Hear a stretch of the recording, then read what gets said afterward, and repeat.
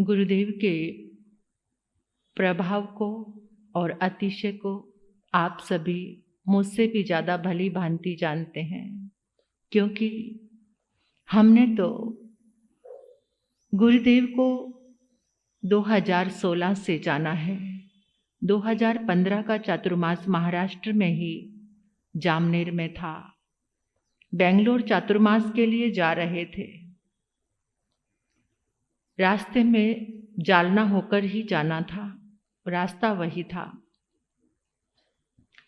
लेकिन 2014 में हमारा चातुर्मास पूना में था, महावीर प्रतिष्ठान सेलेश्वरी पार्क।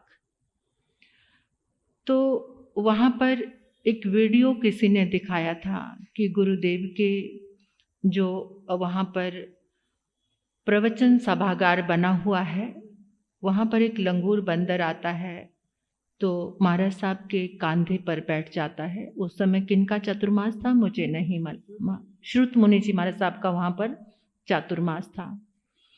तो उस समय हमने उस वीडियो को देखा तो मन में भाव आया कि गुरुदेव के फिर किसी से जानकारी ली तो पता चला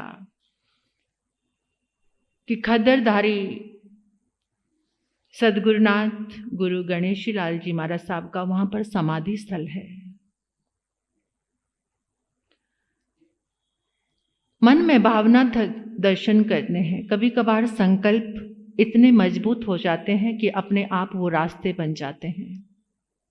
हम इधर आए थे, हम किसी से भी परिचित नहीं थे, क्योंकि हम लोग तो हरियाणा पंजाब उधर नॉर्थ से आए हैं, तो किसी भी संघ समाज से हमारा परिचय नहीं। और जहाँ आपके यहाँ पर जैसे गुरुओं के संप्रदाय चलते हैं, ना हम किसी संप्रदाय के, यानी हमारा बिल्कुल परिचय किसी से भी नहीं। तो ऐसे बिना परिचय वाले हम लोग आए। यहाँ तो अपने परिचय वाले संतों को बहुत अच्छे से अपने संप्रदाय को संभालते हैं, छोटी से छोटी साध्वी से लेकर संतों को जो भी आप अच्छी तरह से जानते हैं। लेकिन पंजाब हरियाणा में ऐसी बात नहीं है, कोई भी साधु संत वहाँ पर जाए वहाँ सबका ही सम्मान करते हैं। आप लोग भी करते हैं, लेकिन परिचय बड़ी चीज़ हो जाती है, थोड़ा कुछ तो फर्क पड़ता ही है। तो फिर हमारा बहुत सुंदर चातुर्मास हुआ 2014 का पूना का। तो जामनेर की एक बेटी पूना में ही थी, उसने, उनके पिता अध्यक्ष थे, उन्होंने कहा अगर आपको चातुर्मास लेना है तो ये पंजाब की साध्वियों का ही लो। तो उन्होंने बहुत चक्कर लगाए। वो बहुत बड़ा गांव नहीं है जामनेर, लेकिन श्रद्धा भक्ति बहुत अच्छी है। जैसे आजकल सबको मोह होता है मेट्रो सिटी का, वैसा नहीं, एक छोटा गांव है। यहाँ तक कि डायरेक्ट कोई ट्रेन और बस भी वहाँ पर नहीं जाती है, वो भी भुसावल या जलगांव, उनको स्टॉप लेना पड़ता है, उतरना पड़ता है, उसके बाद जामनेर जाना पड़ता है। तो हमारे पास भी लोगों के संदेश, हमने उनको बहुत बार मना किया, वो कहते नहीं चातुर्मास हमें आपका ही लेना है। इतने उन्होंने चक्कर लगाए पहली बार में। तो फिर हमने कहा कि ऐसे किसी की श्रद्धा भक्ति को टाला भी नहीं जा सकता, हमने चातुर्मास वहाँ का मान लिया। चातुर्मास बहुत अच्छा रहा, बहुत, इतनी तपस्या हुई, 5 मास खमन हुए। एक एक दिन में जैसे 11 जनों के 11 उपवास हैं, 9 जनों के 9 उपवास हैं, 8 जनों के 8 उपवास हैं, 10 जनों के 10, ऐसी लड़ी चल रही थी। और एक बहुत बड़ा जाप हुआ वहाँ सुरेश दादा की रिहाई के लिए, वहाँ के युवक मंडल में। हमने एक युवक मंडल का वहाँ संगठन किया, 380 लड़के उसमें उस मंडल में थे। और उन्होंने इतनी मेहनत की कि पूरे गांव गांव जाकर उन्होंने जाप के लिए मेहनत की। तो उस जाप में 6000 लोग थे, उन्होंने इतनी मेहनत की। उस समय वहाँ जामनेर में घर कम थे, अब ज़्यादा और बढ़ गए। तो फिर उसी चातुर्मास के बीच में ही हमने बेंगलोर का चातुर्मास माना, तो हम लोग जालना आए। हाँ, दीक्षा भी हमारे वत्सल जी महाराज साहब की दीक्षा भी जामनेर में ही हुई थी। मतलब जामनेर में बहुत अच्छा रंग बरसा, धर्म का खूब धर्म ध्यान हुआ। तो जिस समय हम जालना में आए तो ऐसे गुरुदेव का समाधि स्थल पहले से ही रोमांच था कि जिनके पास आने की तमन्ना थी, सहज भाव से ही वहाँ पर हम पहुँच गए। देखा वहाँ का परिसर, इतनी बड़ी जगह है, तो बहुत अच्छा लगा। लेकिन जिस दिन पहले दिन प्रवचन शुरू हुआ तो 25 लोग थे, दूसरे दिन 75, तीसरे दिन 150, चौथे दिन 300, ऐसे करते करते 500 600 प्रवचन में लोग। और हमारा प्रवास रहा वहाँ पर 10-12 दिन का। एक अमावस आई, मतलब पुण्यतिथि वाली अमावस नहीं, जो हर महीने वाली अमावस आती है, तो वहाँ गुरुदेव का जाप किया। तो उसके दौरान में बीच में 2015 में जिस समय इंदौर सम्मेलन था तो मेरा एक्सीडेंट हुआ था। एक्सीडेंट में मुझे बहुत चोट लगी थी।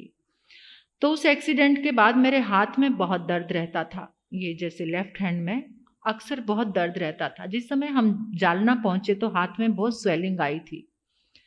तो वहाँ के मंत्री जी ने कहा कि एक्सरे करा लेते हैं। एक्सरे कराकर जब मैं आई तो डॉक्टर ने बहुत सारी दवाइयाँ साथ में दे दी। तो मैं एकदम गुरुदेव के पास आई। पता नहीं कुछ कैसा लगा, पूर्व जन्मों का कुछ संस्कार या कैसे कहाँ पर जो भी जुड़ाव था मुझे नहीं पता।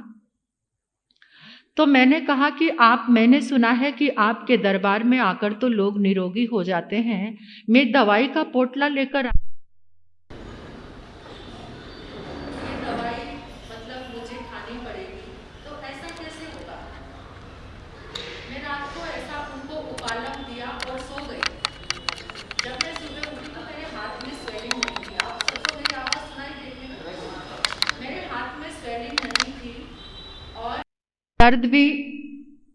दर्द भी ठीक हो गया, हाथ में स्वेलिंग नहीं और दर्द चला गया। तो उस दिन से लेकर आज तक मैंने उस दर्द के लिए कोई दवा नहीं खाई। ऐसे उस बाबा का। और फिर उन लोगों ने हमें देखा, 2016 से ही उन्होंने चातुर्मास की विनंती प्रारंभ कर दी थी। हमारा 10 दिन का प्रवास ऐसा था जैसे चातुर्मास का होता है। लोग रो रहे थे हमारी 10 दिन की विदाई में भी। और वहाँ से मैंने अमावस भी उठाई, चौबिहारी अमावस उपवास की। कुछ समय तक वो चलता रहा। तो ऐसे गुरुदेव के बहुत जलवे मैंने खुद ने अनुभव किए हैं, बहुत मुझे महसूस हुआ। और उनकी 2016 से चल रही वो विनती, 2023 का चातुर्मास यानी पिछला चातुर्मास, और इतनी ताकत बाबा की, हम तो ये सोच के पंजाब हरियाणा उधर चले गए थे कि अब वापस इधर नहीं आएंगे, बहुत साल हो गए, क्योंकि हम 2012 में आ गए थे और इतने साल इधर रहे थे। तो फिर गए, लेकिन यहाँ से बार बार विनती, क्योंकि 2020 में भी चौमासा माना तो कोरोना आ गया। जालना आना था लेकिन बॉम्बे में ही रहना पड़ा। 8-9 महीने तक हम बॉम्बे ही रहे। बहुत मुश्किल थे वो पल भी। फिर वो कहते, नहीं महाराज साहब, चातुर्मास तो आपको करना ही करना है। मीठालाल जी सकलेचा, बार बार उनके समाचार आते थे। तो पिछला 2023 का चातुर्मास, सुबह उठकर हर रोज 3 बजे मैं और साध्वी विपुल जी महाराज, हम दोनों गुरुदेव के समाधि स्थल पर जाकर सुबह के 3 बजे से लेकर 7 बजे तक साधना करते थे। वहाँ की अनुभूति शेयर करने जैसी नहीं है। मुझे ऐसे कोई ऐसी जगह है कि पहली बार हम जहाँ चतुर्मास करके आते हैं, पिछला कुछ याद कभी, और साधु को ऐसा ही होना चाहिए कि वो जगह, वो स्थान कभी याद नहीं आता। लेकिन मैं जालना को बार बार याद करती हूँ। 5 महीने का चतुर्मास था। गुरुदेव ने 1 महीना अपनी कृपा का वैसे ही बरसा दिया था। तो वहाँ पर 15 दिन पहले ही वियोग के आंसू मेरी आंखों से निकलते थे कि बाबा, आपसे दूर जाना, इस साधना भूमि को छोड़कर बहुत मुश्किल लग रहा है। मुझे ऐसे अनुभव होता था कि वो साक्षात जहाँ पर आप, वो गोल सर्कल बना हुआ है ना, जहाँ पर उनकी मिट्टी, वो मुझे हमेशा वहाँ खड़े हुए ऐसे नजर आते थे। और आज भी अनुभूति में वो समाधि स्थल, वो साधना भूमि, हमेशा जब भी मैं उनका जाप करती हूँ तो मेरी अनुभूति में रहते हैं। आप सबको तो बहुत पर्चे मिले होंगे, कितने लोगों ने अपनी बातें बताई, और इतनी श्रद्धा है सबकी।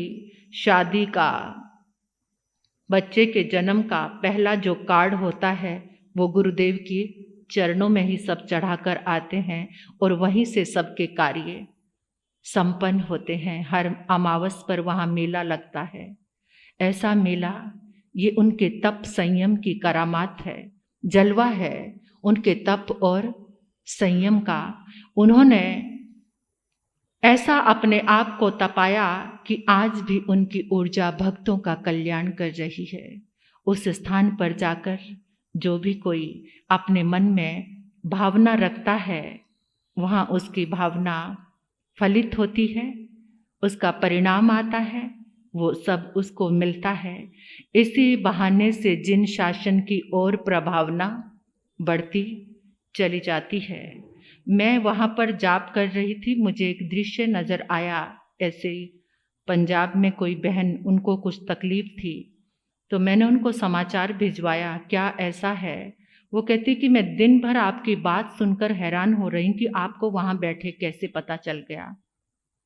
मैंने कहा ये सब गुरुदेव का ही प्रभाव है। एक नहीं, बहुत अनेकों ऐसी घटनाएं घटित हुई और उनका नाम लेकर मेरे जीवन में जब ये बात आती है कि आंखें बंद करके अपने गुरुदेव को, गुरनी मैया को याद करो, तो बाबा का चेहरा अपने आप ही उनकी मूर्ति आंखों के सामने आ जाती है। गुरनी मैया श्री प्रवेश कुमारी जी महाराज साहब का तो अनंत उपकार है ही, लेकिन यहाँ गुरुदेव के चरणों से, क्योंकि कई बार मुझे लोगों ने, पता नहीं, एक संप्रदाय की ऐसी कट्टरता नहीं होनी चाहिए, क्योंकि जब हम लोग बेंगलोर पहुँचे तो मैं प्रवचन से पहले अक्सर गुरुदेव को वंदन करती हूँ, तो लोग उठकर मेरे पास आकर पूछते थे क्या आप कोटा संप्रदाय की साध्वी हैं?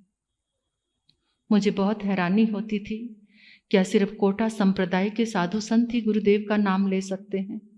कहते हमने आज तक नहीं देखा कि पंजाब से, उत्तर भारत से कोई साधु संत आया है और वो गुरुदेव का इस तरह से नाम लेता है। सुनील सांखला बेंगलोर के जैन कॉन्फ्रेंस के भी रहे। उन्होंने, वो गुरुदेव के अनन्य भक्त थे और मुझे कहते थे, बेन महाराज साहब, मैं बहुत प्रसन्न होता हूँ कि उत्तर भारत से आने वाली कोई साध्वी इतनी श्रद्धा से गुरुदेव को याद करते हैं, गुरुदेव का नाम लेते हैं। कहते मेरा मन खिल जाता है। सुनील सांखला अब हमारे बीच में नहीं रहे हैं, लेकिन वो गुरुदेव के बहुत अनन्य भक्त थे। तो ऐसे मेरे प्यारे गुरुदेव, मेरे प्यारे पिता, वो हमें अपने बच्चों की तरह संभालते हैं। आज उनके पावन जन्म दिवस के उपलक्ष्य में मैं उनके चरणों में यही विनंती करती हूँ, यही भावना भाती हूँ कि हे गुरुदेव, जहाँ पर भी आप हैं, आप तो बहुत ऊंचे ऊंचे देवलोक में हैं, वहाँ से अपनी कृपा बरसाते रहना, तप संयम का मार्ग दिखाते रहना।